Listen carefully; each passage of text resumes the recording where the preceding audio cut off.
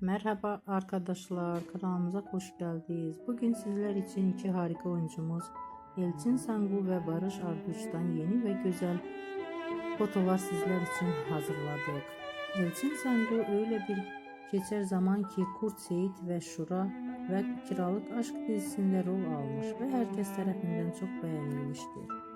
Biz de sizler için onların güzel ve romantik karelerini hazırladık. Bu videoların devamlı gelmesini istiyorsanız da kanalımıza abone olup yorum yazmayı unutmayın. Böylelikle bizden bu kadar.